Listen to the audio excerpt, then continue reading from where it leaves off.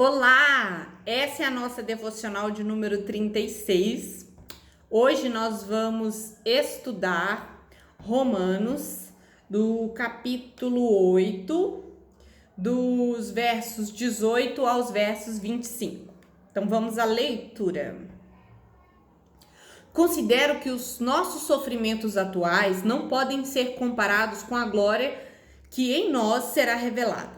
A natureza criada aguarda, com grande expectativa, que os filhos de Deus sejam revelados, pois ela foi submetida à futilidade, não pela sua própria escolha, mas por causa da vontade daquele que a sujeitou, na esperança de que a própria natureza criada será libertada da escravidão, da decadência em que se encontra pela gloriosa libertação dos filhos de Deus. Sabemos que toda a natureza criada geme até agora, como em dores de parto. E não só isso, mas nós mesmos, que temos os primeiros frutos do Espírito, gememos interiormente, esperando ansiosamente nossa nossa adoção como filhos e redenção do nosso corpo. Pois nessa esperança fomos salvos. Mas esperança que se vê não é esperança. Quem espera por aquilo que está vendo? Mas se esperamos o que ainda não vemos, aguardamos pacientemente. Então essa é a leitura. E vamos lá. Paulo já começa afirmando veementemente, sobre o sofrimento, Ele fala da certeza de que o sofrimento, ele não é comparável à glória por vir. Então vamos contextualizar aqui de onde a gente veio para onde a gente está. O tema central do capítulo 8 de Romanos é a certeza da salvação com o ministério do Espírito Santo.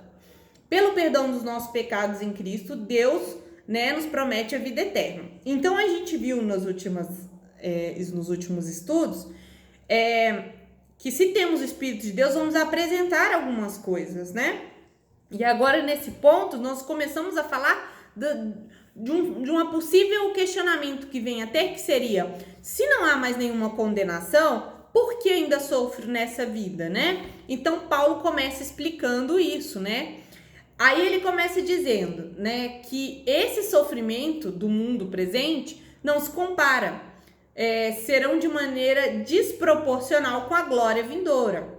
Então, nós temos que, como cristãos, pensarmos no sofrimento dessa vida como algo que não irá se comparar à glória vindoura. Por quê? Porque passar por um mundo de sofrimento, um mundo caído no qual a gente vive, a gente se torna mais disposto a suportar certas dores, sabendo o que vem depois. O crente precisa saber o que vem depois, porque isso o sustenta na fé, E aí, o próprio Paulo, ele vai, chamar essa dor, Ele vai comparar essa dor com uma dor do parto, Por quê? Uma mãe suporta a dor do parto porque sabe que aquilo traz um bebezinho, para os seus braços. Então, isso torna essa mãe mais perseverante ao passar por tal dor. Então, esse sofrimento do qual Paulo está falando é um sofrimento que começou no Jardim do Éden, onde toda a criação foi afetada, Mas, nem tudo nessa terra é amaldiçoado, Ou são coisas ruins, vamos dizer assim. Temos beleza na natureza, temos sabores maravilhosos, nas frutas, nos legumes, verduras, em todas as coisas. Deus nos permite experimentar coisas muito boas, E o que seria isso? Isso é o tempero de Deus que suaviza sua ira contra essa terra, É uma porção da sua misericórdia.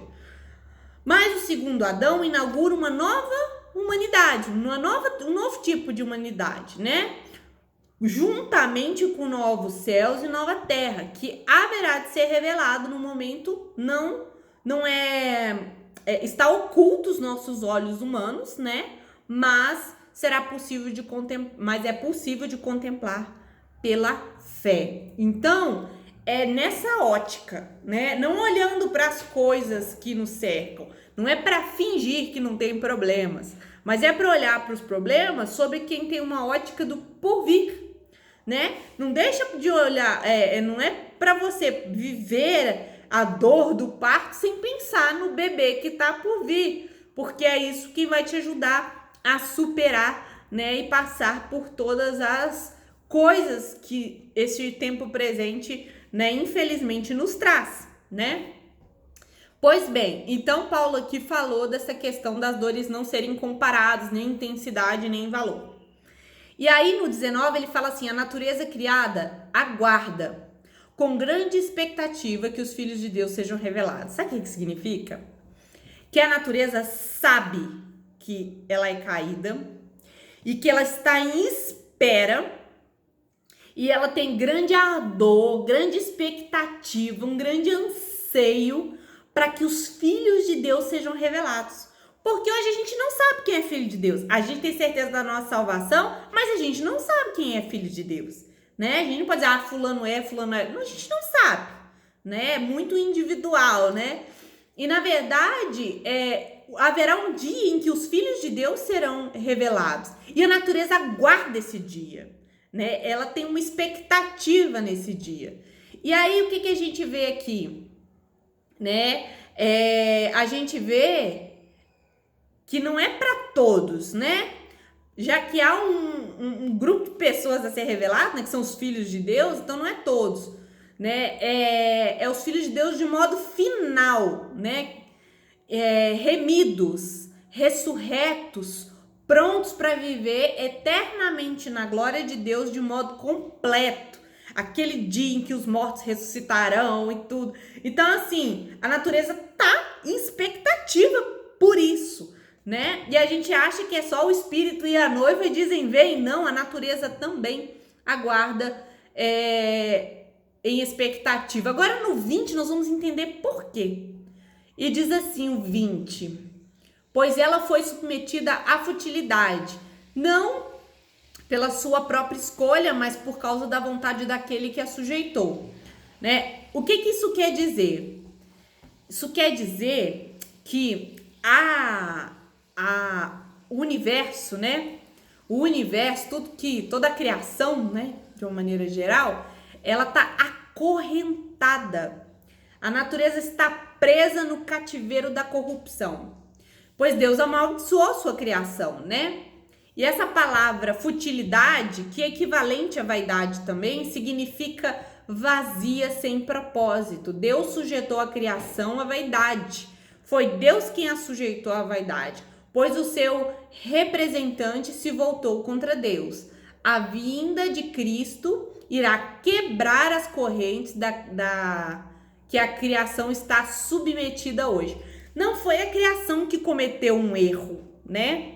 Não foi a natureza que cometeu um erro e está sofrendo as consequências. Foi o seu representante, né? Foi Adão que pecou, né? Então, por causa de quem a representava, ela padece com ele. É como se tivesse um animal selvagem preso numa jaula e ao seu lado estivesse numa outra jaula aquele que é responsável pela prisão dela. Ambos estão presos.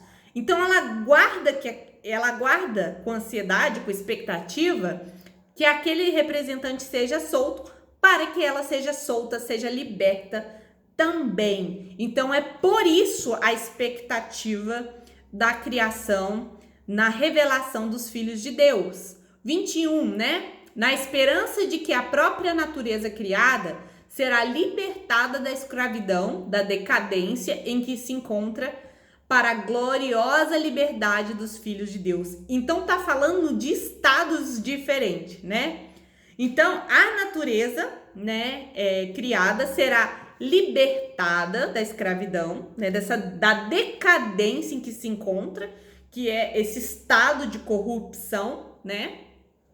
Para um outro estado que é chamado aqui como gloriosa liberdade dos filhos de Deus. Então, nós podemos ver aqui que esse 21, Deus promete que essa mesma criação que está escravizada pela deterioração e corrupção será liberta desta condição. E sua nova condição está descrita como liberdade da glória dos filhos de Deus. Então, é uma mudança de estado. Então, nós vimos que a criação também está na expectativa da revelação dos filhos de Deus, que ela foi acorrentada a essa corrupção por causa do seu representante. Então, ela está presa com ele também. Então, ela anseia para que haja, né, essa revelação. Ela está sem propósito hoje, né, por causa dessa condição. Então, ela vai mudar de estado quando ela deixar de ser escrava, né, e passará a viver nessa liberdade gloriosa dos filhos de Deus.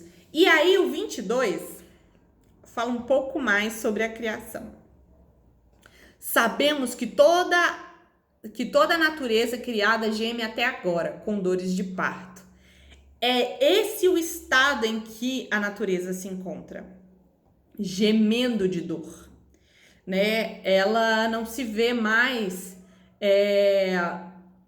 no gozo, na alegria de quando foi concebida por Deus. Esse estado de amaldiçoada por Deus, né, a faz gemer, né? Ela passa por angústia. Aí a palavra também fala a um só tempo, todos juntos como um grande coral, toda a natureza clamando juntas, né, gemendo juntas na esperança do que há de vir, né? Então, onde a gente vê a criação gemendo, todo esse desequilíbrio da natureza, né? Aquecimento e terremotos, maremotos, movimentações de placas tectônicas, vulcões em erupção antes da hora, antes do esperado, enfim, uma série de coisas, animais desaparecendo, e a gente vê que a natureza geme, né? Ela está em angústia.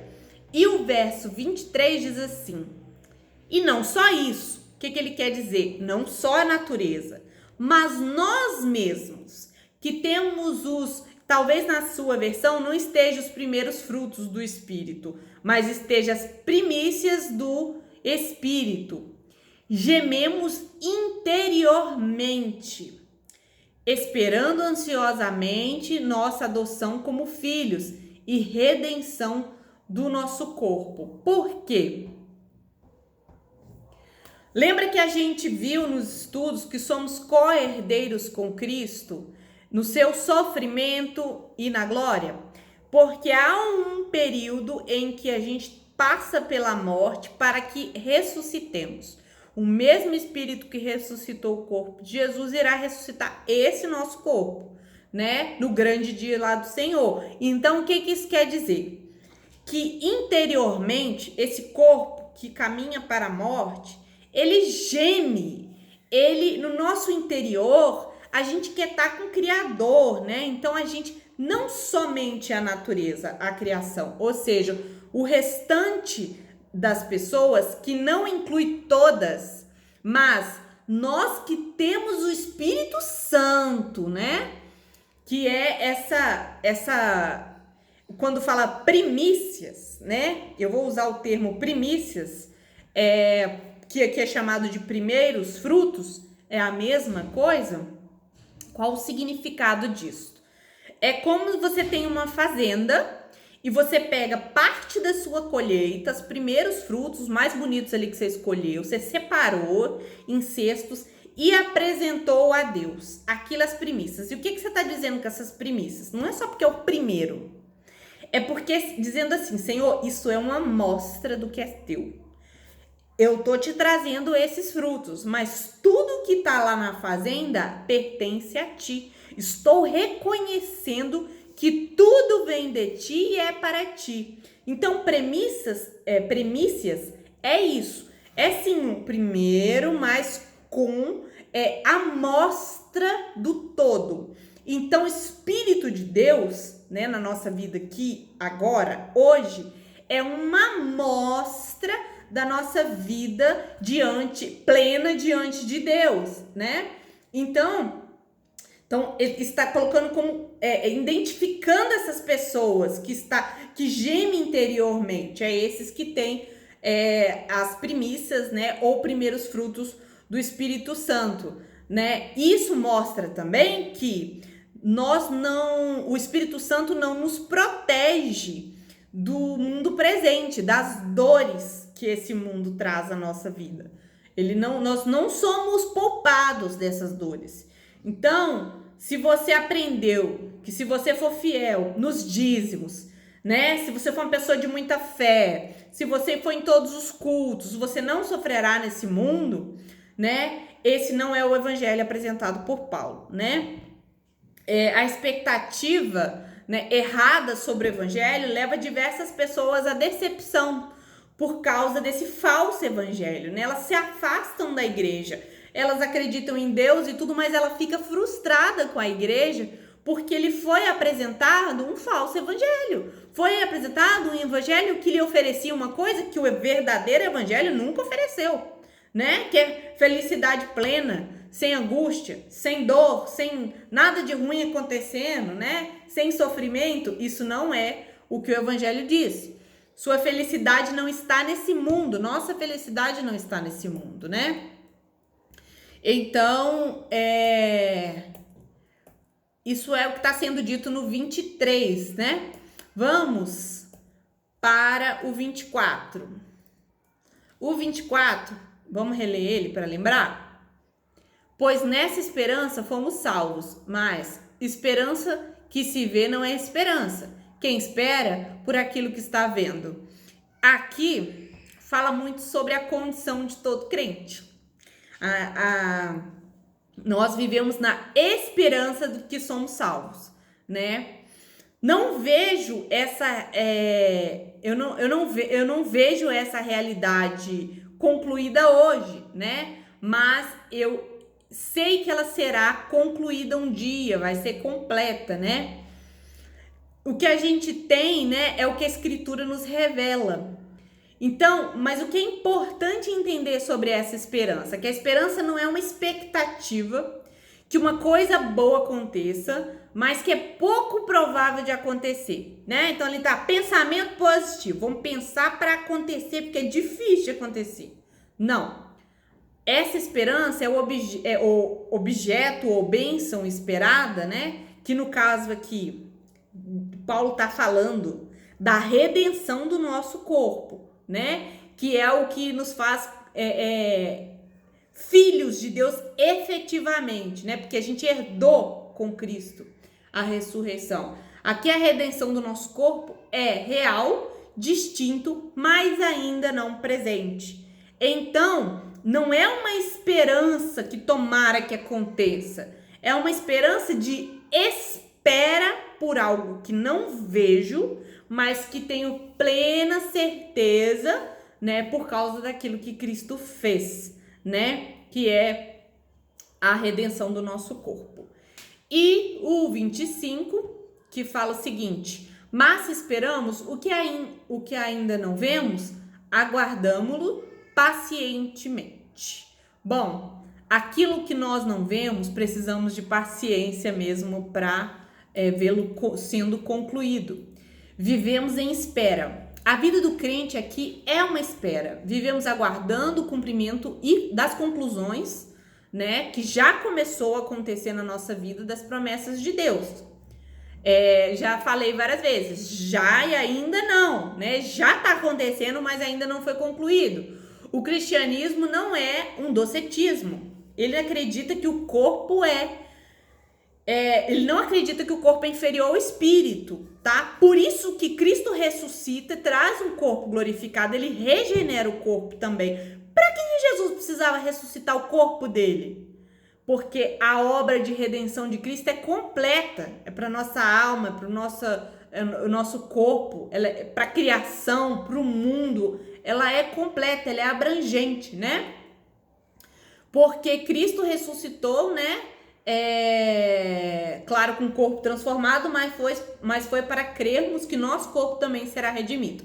Então, a nossa adoção é a posse dessa nossa herança, né?